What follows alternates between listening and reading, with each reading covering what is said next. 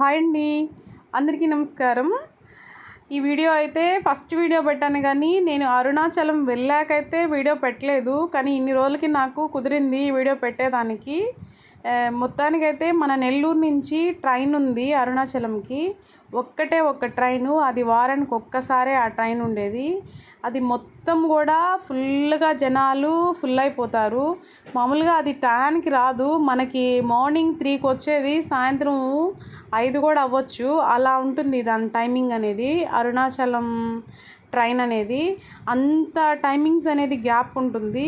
అందుకని మనము ముందుగానే రెడీ అయిపోయి ఉండాలి.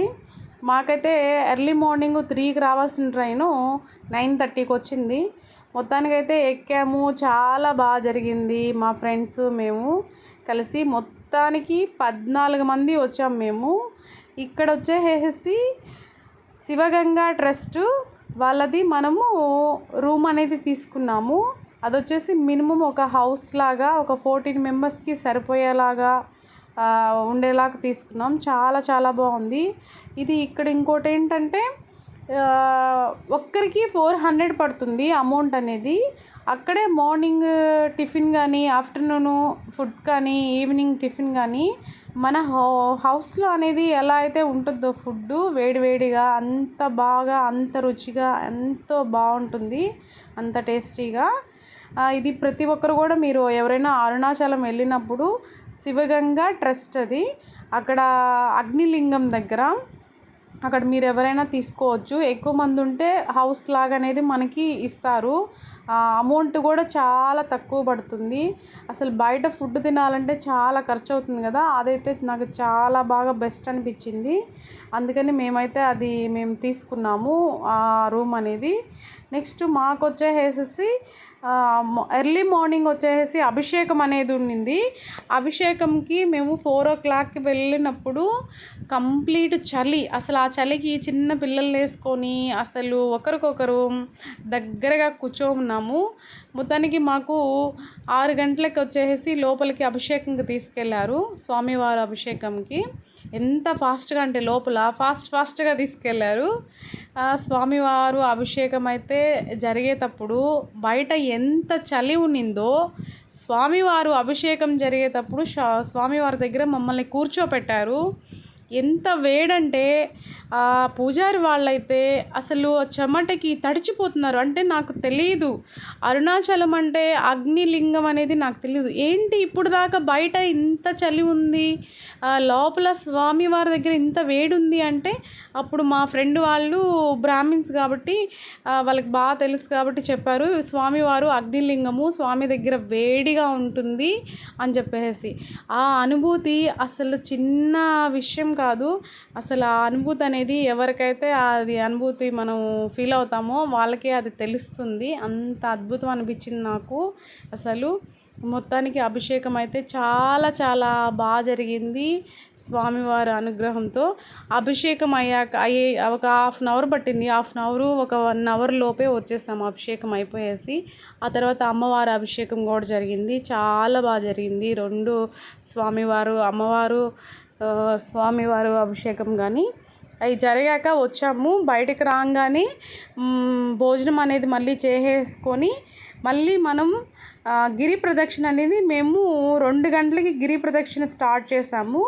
2 గంటలకి స్టార్ట్ చేశాక మేము కొంచెం నడుస్తూ ఉండగానే మనకి గుడులు చాలా చాలా వస్తూ ఉంటాయి. ఎంతో దర్శనాలు అయితే చేసుకుంటూ గిరి ప్రదక్షిణ చేస్తూ స్వామివారిని స్మరిస్తూ అరుణాచల శివ అంటూ అయితే నాకైతే ఇది ఒక అద్భుతం అనే చెప్పాలి.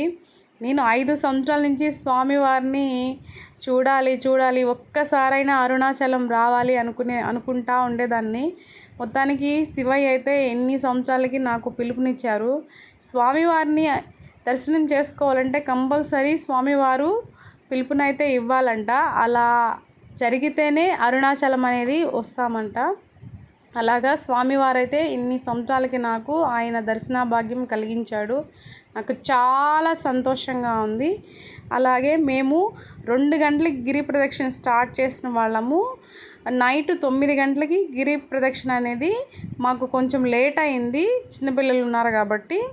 అప్పుడు కంప్లీట్ చేసుకొని స్వామివారికి దీపం పెట్టుకొని మళ్ళీ రూమ్కి వచ్చేసేసి మళ్ళీ వేడివేడిగా టిఫిన్ అనేది పెట్టారు. ఆ టిఫిన్ అనేది తినేసి వచ్చి రెస్ట్ తీసుకున్నాము.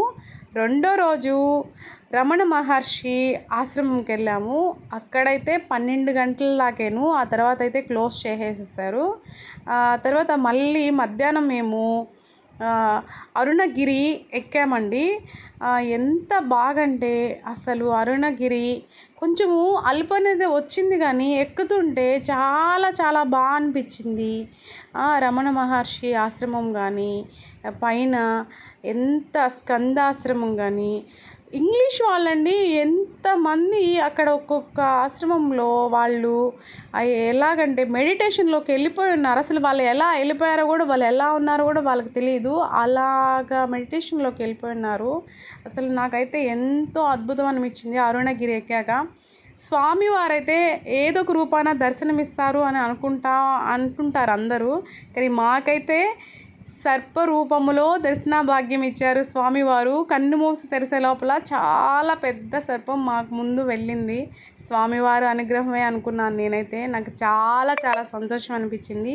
అందుకని అందరూ కూడా అరుణాచలం వెళ్ళాలనుకుంటే ఆయన్ని ఎప్పుడూ స్మరిస్తూ అరుణాచల శివ అంటూ ఏదో ఒక రోజు మొత్తానికి స్వామివారైతే ఆయన అనుగ్రహం ఇస్తాడు. అరుణాచలం అయితే ఒక్కసారైనా సరే వెళ్ళి చూడాల్సిన స్వామివారు ఎంతో అద్భుతం, మహా అద్భుతము. మనకు కూడా చాలా బాగుంటుంది స్వామివారి దగ్గరికి వెళ్ళొచ్చాక.